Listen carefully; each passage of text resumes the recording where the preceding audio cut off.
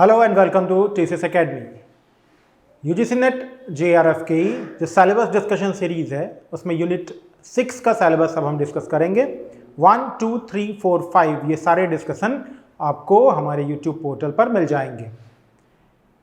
Syllabus का अलग अलग डिस्कशन इसलिए इम्पॉर्टेंट है क्योंकि आपको जब तक कंप्लीट सिलेबस नहीं पता होगा तब तक आप अपने गोल की तरफ एक पूरी स्ट्रेटेजी के साथ नहीं बढ़ पाएंगे। इसीलिए हम एक एक सिलेबस को, हर एक यूनिट को कैसे पढ़ना है, क्या पढ़ना है उस यूनिट में, इसको हम सिलेबस डिस्कशन के माध्यम से डिस्कस करते हैं। आज यूनिट 6 की बात करेंगे हम। यूनिट 6 है economic activities and regional development, यानी आर्थिक क्रियाएं और क्षेत्रीय विकास। है तो ये सिर्फ 2 point, geography of economic activities and regional development, लेकिन ये पूरा का पूरा सेक्शन 5 अलग अलग सेक्शन में डिवाइड है। ये जो 5 अलग अलग सेक्शन है उसमें सेक्शन 1 आर्थिक भूगोल यानी इकोनॉमिक ज्योग्राफी,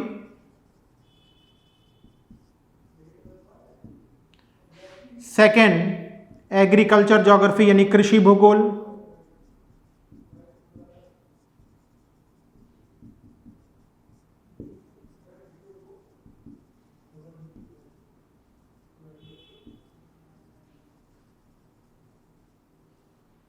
ठीक है। 2 यूनिट, यूनिट नंबर 3 औद्योगिक भूगोल,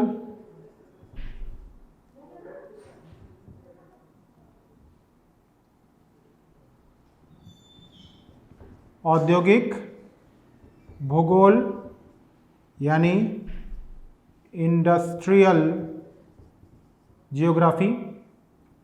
फिर पहला आर्थिक भूगोल, दूसरा कृषि भूगोल, तीसरा औद्योगिक भूगोल, चौथा परिवहन भूगोल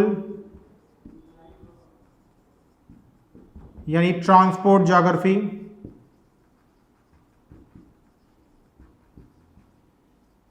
और जो 5th सेक्शन है वो है क्षेत्रीय विकास या क्षेत्रीय भूगोल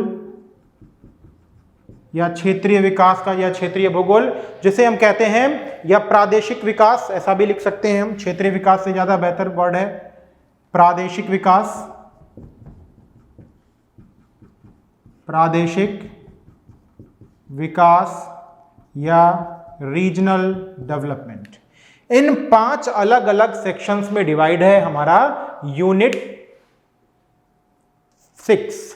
यूनिट 6 इकाई 6 आर्थिक गतिविधि तथा क्षेत्रीय विकास का भूगोल। ये सेक्शन पूरा सेक्शन है। ज्यादातर स्टूडेंट्स को ये पता ही नहीं है कि इस यूनिट नंबर 6 में क्या आता है। वो सिर्फ 2 चीजें देखते हैं, एक इकोनॉमिक ज्योग्राफी, मतलब वो सिर्फ इकोनॉमिक ज्योग्राफी पढ़ लेते हैं और फिर रीजनल डेवलपमेंट पढ़ लेते हैं। लेकिन इसमें कुछ और भी हिडन पार्ट्स हैं, उन हिडन पार्ट्स को भी हम चर्चा करेंगे। तो पहले एक एक करके शुरू करते हैं कि पहला जो सेक्शन है यानी यूनिट नंबर 1, यूनिट 5 का पार्ट 1 आर्थिक भूगोल यानी इकोनॉमिक ज्योग्राफी। आर्थिक भूगोल या इकोनॉमिक ज्योग्राफी का क्या सेक्शन है, देखिए इसमें क्या क्या पॉइंट्स हैं। कॉपी पेन लेके नोट करते रहिए, क्योंकि आप जब सिलेबस को नोट किए रहेंगे तो कोई भी पॉइंट आपसे छूटेगा नहीं। आपको हर एक पॉइंट आप पूरी तरीके से पढ़े हुए रहेंगे, याद भी आपको रहेगा कि हमारा सिलेबस क्या है। जैसे ही आप बुक में देखेंगे हमारे सिलेबस में ये है, आपका फोकस उस पॉइंट पे बेहतर बनेगा। तो आर्थिक भूगोल की गतिविधियों में या उनको प्रभावित करने वाले कारकों में पहला पॉइंट जो है वो है आर्थिक गतिविधियां, उनकी व्याख्या तथा उनको प्रभावित करने वाले स्थानीय कारक। देखिए कह रहा आर्थिक गतिविधियां, तो जब जब आर्थिक गतिविधियां आती हैं तो आर्थिक गतिविधियों में प्राथमिक गतिविधियां, द्वितीयक गतिविधियां, तृतीयक और चतुर्थक यानी प्राइमरी, सेकेंडरी, टर्शरी और क्वार्टरनरी नहीं चतुर्थक। तो ये 4 तरह की आर्थिक गतिविधियां होती हैं। प्राथमिक गतिविधियां आप ये जानते ही हैं, agriculture and minings, secondary manufacturing, third जैसे किसी ने गेहूं गाया तो प्राथमिक गतिविधि, वो गेहूं को आटा बना रहा है द्वितीयक गतिविधि, वो दुकान पे बेच रहा है तृतीयक गतिविधि, चतुर्थक गतिविधि जब कोई इसको चेक करने आ रहा है या कोई ऑफिसर आ रहा है, बड़ा ऑफिसर आ रहा है। तो ये 4 तरह की आर्थिक गतिविधियां होती हैं, यानी कृषि कार्य से लेकर के सेवा क्षेत्र तक। तो ये आपको 1 by 1 पढ़ना है। फिर उसके बाद कह रहा है कि इसको प्रभावित करने वाले स्थानीय कारक, बिल्कुल हर एक गतिविधि को, कृषि है उसको प्रभावित करने वाले कारक, कोई ऐसा आर्थिक गतिविधि है, कोई ऐसा उद्योग है जिसको प्रभावित करने वाले स्थानीय कारक अलग होते हैं। तो आर्थिक गतिविधियों को प्रभावित करने वाले स्थानीय कारक यानी ऑप्टिमम कंडीशंस क्या होती हैं, हमें उन्हें भी पढ़ना है। फिर दूसरा इसका जो मेगा सेक्शन है इकोनॉमिक ज्योग्राफी का, वो है दूसरा बड़ा सेक्शन, वो है रिसोर्स का यानी संसाधन। तो पहले में हमने देखा कि आर्थिक गतिविधियां और उसको प्रभावित करने वाले कारक यानी प्राथमिक गतिविधियां कौन सी थी, द्वितीयक गतिविधियां कौन सी थी, तृतीयक गतिविधियां कौन सी थी, चतुर्थक गतिविधियां कौन सी हैं, और इन अलग अलग इकोनॉमिक एक्टिविटीज को कौन कौन से अलग फैक्टर्स प्रभावित करते हैं, उसकी बढ़ावे के लिए रिस्पॉन्सिबल फैक्टर कौन से हैं। ठीक है। फिर जो दूसरा सेक्शन इकोनॉमिक ज्योग्राफी में इंपॉर्टेंट है वो है रिसोर्स का, soil, water, energy, minerals and forest. तो forest, soil, mineral, energy and water, ये 5 रिसोर्सेज आपको पढ़ने हैं। मींस नेचुरल रिसोर्सेज, उनका ऑप्टिमम यूटिलाइजेशन, उनका आज का स्टेटस क्या है, कोई स्कीम चल रही हो हम उसे भी देखेंगे यानी करंट अफेयर से भी जोड़ेंगे, सबसे ज़्यादा प्रोडक्शन कहाँ पे किसका है, अलग अलग तरह के वन कौन से हैं, उनका कंजर्वेशन कैसे करना है, soil degradation and conservation, water management and conservation, minerals conservation, production etcetera, and energy resources, renewable energy sources, contemporary energy sources यानी परंपरागत ऊर्जा के स्रोत और नवीकरणीय ऊर्जा के स्रोत, इनकी वर्तमान स्थिति, करंट अफेयर्स से इनको जोड़ते हुए हम पढ़ेंगे। तो 2 बड़े सेक्शन हैं, एक है इकोनॉमिक एक्टिविटीज और दूसरा है हमारा प्राकृतिक संसाधन, natural resources. Clear. Second option है कृषि भूगोल, एग्रीकल्चर, इकोनॉमिक ज्योग्राफी का ही एक हिस्सा है कृषि भूगोल। कृषि भूगोल में पहला और important land use and planning यानी भूमि का उपयोग और उसकी प्लानिंग यानी उसका नियोजन। अलग अलग तरह की भूमि का हम अलग अलग तरीके से उपयोग करते हैं, चाहे पर्वतीय क्षेत्र की हो, चाहे वो मैदानी हो, चाहे वो पठारी हो, चाहे वो डेल्टाई यानी तटीय हो, और उनके लिए हमारा नियोजन भी अलग अलग है, उनकी क्षमताएं भी अलग अलग हैं, उनकी क्षमताओं का वर्गीकरण ये भी हमें पढ़ना है। इसके अलावा क्रॉप पैटर्न यानी शस्य का जो प्रतिरूप है, कृषि प्रतिरूप है, फसल प्रतिरूप, शस्य संयोजन, क्रॉप कॉम्बिनेशन यानी क्रॉप कॉम्बिनेशन क्या होता है, क्रॉप का प्रतिरूप क्या होता है, इसमें कुछ जो विद्वान हैं उन विद्वानों की जो थ्योरीज हैं, जैसे बीबर न्यूनतम विचलन का सिद्धांत, फिर उसके बाद हमें देई का सिद्धांत भी पढ़ना है, रफीउल्लाह का सिद्धांत पढ़ना है। तो इन सिद्धांतों को हम शॉर्ट में और एक ऐसे स्ट्रेटेजी से पढ़ेंगे कि इसका कोई पॉइंट मिस ना हो। फिर क्रॉप यानी फसल से ही संबंधित फसल की सारे प्रतिरूप और ये सारी चीज़ें पढ़नी है। फिर वान थ्यूनियन का कृषि स्थानीयकरण सिद्धांत कैसे बोल सकते हैं हम जरूर पढ़ना है। कृषि उत्पादकता यानी क्रॉप प्रोडक्शन और उसको प्रभावित करने वाले कारक रीजनल फैक्टर्स वो जरूर पढ़ने हमें। फिर एग्रीकल्चरल प्रोडक्शन में जो विभिन्नता है उस कृषि विभिन्नता को भी हमें पढ़ना है। कुल मिला के कृषि भूगोल है, बहुत सारे विश्वविद्यालयों में ये ऑप्शनल चलता है, कुछ अलग अलग डिग्री कॉलेजेस में ये नहीं भी पढ़ाया जाता है, कुछ जगहों पर इसे यानी एमए में आप वैकल्पिक तौर पर इसे लेते हैं। तो वैकल्पिक तौर पे लेने पे कुछ स्टूडेंट्स नहीं पढ़ते हैं। विश्व में कृषि पद्धतियां जो जो हैं, निर्वाहक, स्थानांतरणशील कृषि, विस्तृत कृषि, बागाती कृषि, ये सारे तरह की जो कृषि हैं, इसी में जोनासन का मॉडल है, थॉमसन का मॉडल है, ये सारे मॉडल भी हमें पढ़ने हैं। तो कृषि भूगोल बहुत मुश्किल नहीं है, बहुत आसान है, शॉर्ट साइज का सिलेबस है। कृषि यानी फसल pattern, crop combination, crop production, crop का डिसेंट्रलाइजेशन या उसका जो विविधीकरण है वो हमें पढ़ना है। बीबर दे रफीउल्लाह का सिद्धांत पढ़ना है। थॉमसन, जोनासन, वॉन थ्यूनेन के सिद्धांत को पढ़ते हुए हम इस सिलेबस को कंप्लीट करेंगे। ठीक है। फिर थर्ड आता है, दूसरा हो गया agricultural geography, third industrial geography. Economic geography का ही एक इंपॉर्टेंट सेक्शन, औद्योगिक भूगोल। जब जब औद्योगिक भूगोल की बात आती है तो उद्योगों का वर्गीकरण पहले, फिर उद्योगों के स्थानीयकरण के सिद्धांत। तो उद्योगों का वर्गीकरण और उद्योगों के स्थानीयकरण के सिद्धांत, जिसमें न्यूनतम परिवहन लागत, वेबर, हूवर, अगस्टस लास, प्रेड, डीएम, इन सब के सिद्धांत हमें पढ़ने हैं। लाश का सिद्धांत पढ़ना है, हूवर का पढ़ना है, वेबर का पढ़ना है, प्रेड का पढ़ना है, हमें ये पढ़ना है। और औद्योगिक प्रदेश कौन कौन से, जैसे भारत में आप औद्योगिक प्रदेश पढ़ते हैं ना, वैसे विश्व के इंडस्ट्रियल जोन्स कौन कौन से हैं या औद्योगिक प्रदेश कौन कौन से हैं, हमें इन औद्योगिक प्रदेशों को भी पढ़ना है। फिर अल्प विकसित देश, विकासशील देश, या अल्प विकसित देश और विकासशील देशों पर वैश्वीकरण का क्या प्रभाव है, हमारा सिलेबस में ये भी है कि वैश्वीकरण का, कुल मिलाकर सीधा सी बात है कि विकासशील देशों, औद्योगिक देशों पर पर्यटन उद्योग का क्या प्रभाव है। साथ में ही हम आईसीटी भी पढ़ेंगे, मतलब इंफॉर्मेशन एंड कंप्यूटर टेक्नोलॉजी का जो उद्योग है, कहाँ पे है, क्या स्थानीयकरण के सिद्धांत हैं, किन क्षेत्रों में ये लगाया जाता है। तो औद्योगिक भूगोल में कुल मिलाकर हमें उद्योगों के बारे में पढ़ना है।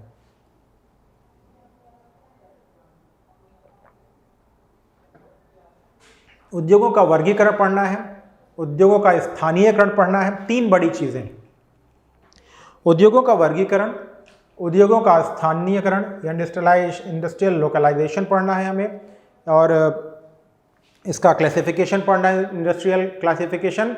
And the third is industrial regions in world, विश्व में औद्योगिक क्षेत्र। ये चीजें हमें पढ़नी है। फिर कुछ सिद्धांत भी हैं, वेबर का सिद्धांत, हूवर का सिद्धांत, अगस्टस लास का सिद्धांत, प्रेड का सिद्धांत, सभी को हम कॉम्पैक्ट में पढ़ेंगे। फिर 3 के बाद जो चौथा इंपॉर्टेंट सेक्शन आता है वो है परिवहन। बहुत कम यूनिवर्सिटीज के कॉलेजेस में ट्रांसपोर्ट ज्योग्राफी पढ़ाई जाती है। थोड़ा सा मुश्किल है क्योंकि बहुत ज़्यादा इसका जो मुश्किल इसलिए है क्योंकि कंटेंट बहुत ज़्यादा नहीं मिल पाता है। तो परिवहन भूगोल जो ह्यूमन ज्योग्राफी का एक सेक्शन है, एक आध किताबें इसकी, जैसे देवेश चौहान की किताब इसकी आती है, तो बहुत ज़्यादा किताबें भी इसके पास इसमें नहीं है, खाली चौहान जी की किताब आती है। सिलेबस को देख लेते हैं क्या क्या है। स्थानीय पारस्परिक अन्योन क्रिया, इंटरेक्शन के सिद्धांत, यानी स्थानीय पारस्परिक अन्योन क्रिया के सिद्धांत और मॉडल, एडवर्ड उलमैन का मॉडल यहाँ पे आता है, ईएम हर्स्ट का मॉडल आता है। तो परिवहन ज्योग्राफी में पहला जो सेक्शन है वो है स्थानीय पारस्परिक अन्योन क्रिया के सिद्धांत, यानी कौन कौन से पारस्परिक अन्योन क्रिया के सिद्धांत हैं जिसमें एडवर्ड उलमैन और ईएम हर्स्ट का सिद्धांत हमें अपने सिलेबस में पढ़ना है। उसके बाद संबद्धतांक सूचकांक, यानी जो परिवहन की जो स्थितियां हैं उनकी सूचकांक से प्रश्न आते हैं कि कौन सा सूचकांक क्या प्रदर्शित करता है, उसके सूत्र से क्वेश्चन पूछ लेता है। फिर सूचकांक का मापन और स्थानीय लोकल ट्रांसपोर्ट का प्रवाह का क्षेत्र, जो स्थानीय प्रवाह मॉडल, उसके अलावा गुरुत्वाकर्षण मॉडल, ये भी हमारे सिलेबस में है। फिर उनकी विभिन्नता, यानी उनमें अंतर क्या है, वैश्वीकरण, उदारीकरण, विश्व व्यापार पद्धति, ये सारी चीज़ें हमें पढ़नी है।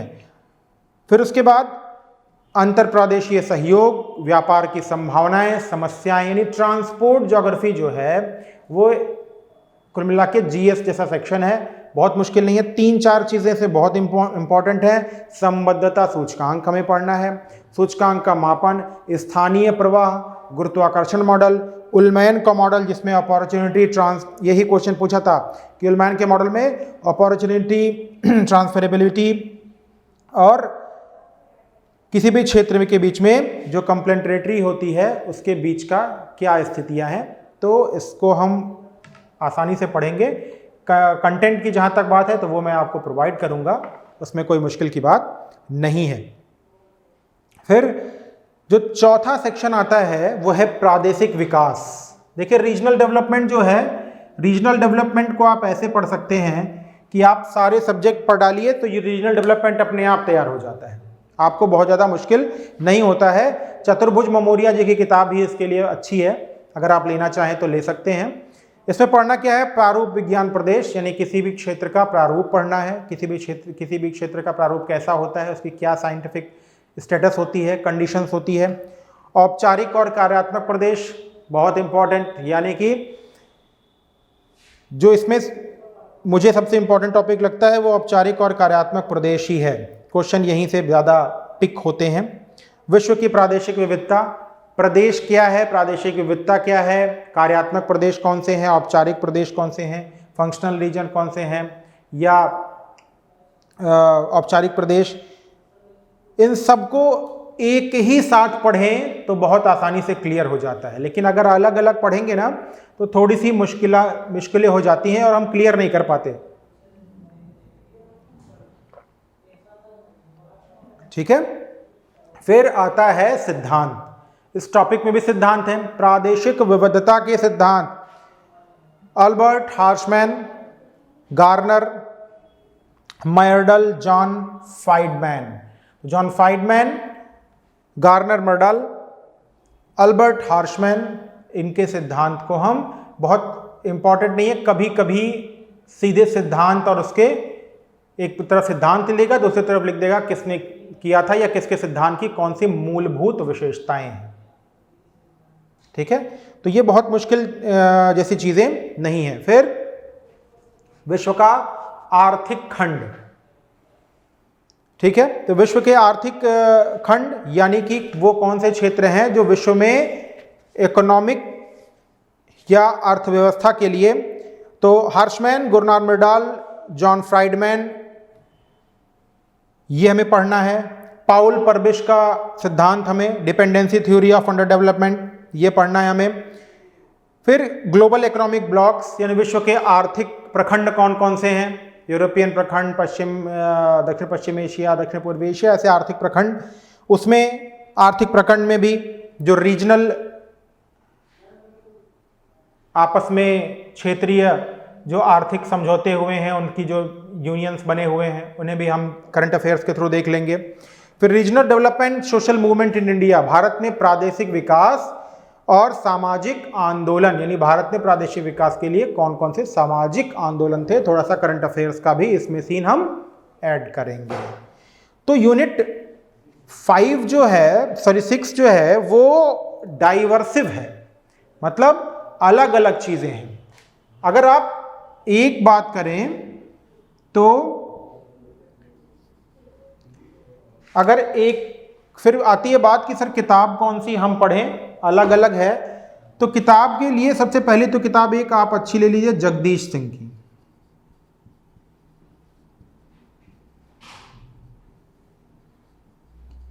जगदीश सिंह जी की किताब ले लीजिए, काफी चीजें इसमें आपको मिल जाएंगी। आर्थिक भूगोल मिल जाएगा, कृषि भूगोल मिल जाएगा, औद्योगिक भूगोल मिल जाएगा, थोड़ा बहुत परिवहन भूगोल मिल जाएगा, नहीं मिलेगा तो वो आपको हम करा देंगे। फिर अगर आप कृषि भूगोल की अलग से किताब लेना चाहें तो कृषि भूगोल की किताब आपको ममोरिया जी की मिल सकती है, या कृषि भूगोल की किताब आपको जगदीश सिंह में एग्रीकल्चर ज्योग्राफी ने पर्याप्त लिख दिया, आपको उससे ज़्यादा की जरूरत नहीं पड़ेगी। बहुत ज़्यादा अलग से किताब लेंगे फंसेंगे, बहुत ज़्यादा प्रेशर क्रिएट कर लेंगे अपने ऊपर। फिर तीसरी बात आती है इंडस्ट्रियल ज्योग्राफी, वो भी आपको बहुत आसानी से इसी में मिल जाएगा। जगदीश सिंह पूरा कंप्लीट कवर कर लेंगे। फिर परिवहन भूगोल की अगर कोई किताब लेना चाहेंगे आप तो देवेश चौहान जी की ले लीजिएगा,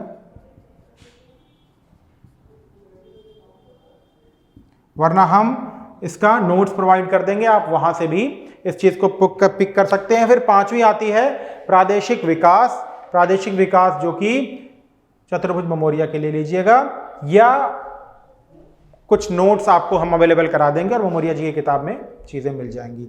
तो ये था यूनिट 6 आर्थिक गतिविधियां और क्षेत्रीय भूगोल। एक एक पॉइंट नोट कर लीजिए, क्योंकि जब आप पॉइंट्स नोट करते हैं ना तो उसका जो एडवांटेज होता है वो ये होता है कि आप कितनी चीज़ें आपको पढ़नी है, अभी कितना आप छोड़ दिया आपने, कितनी चीज़ें और फिर आपको पढ़ लिया आपने। वरना ऐसे आप मोटा मोटा सिलेबस लिखे रहते हैं 10 यूनिट का ना, हमने तो आप मिस कर जाते हैं। हमने 10 यूनिट का सिलेबस क्यों बनाया? हमने 10 यूनिट का सिलेबस इसीलिए बनाया है कि हम हर एक सिलेबस में कौन कौन से पॉइंट, कौन कौन से सिद्धांत हमें पढ़ने हैं, हमें वो पता होना चाहिए। वरना बहुत सारे से सिद्धांत हम पढ़ते ही नहीं है, हमें पता ही नहीं रहता कि हमें पढ़ना है कि नहीं पढ़ना है, और परीक्षा में से 10-12 सिद्धांत या 10-12 क्वेश्चन से कम हो जाते हैं और फिर हम परीक्षा में असफल हो जाते हैं। तो हमें हर एक यूनिट के हर एक सेक्शन को नोट करना है, कौन कौन से हम सेक्शन पढ़ते हैं, कौन पढ़ने हैं, कौन कौन से सेक्शन हमें नहीं पढ़ने हैं। यूनिट 1, 2, 3, 4, 5 का जो सिलेबस है वो हमारी वेबसाइट के हमारे यूट्यूब पोर्टल पे आपको मिल जाएगा। अब इसके बाद हम डिस्कस करेंगे अपने दूसरे वीडियो में यूनिट 7, फिर यूनिट 8, यूनिट 9 और यूनिट 10। ये चारों यूनिट हम पूरा करेंगे। 7 में cultural, social and political geography है।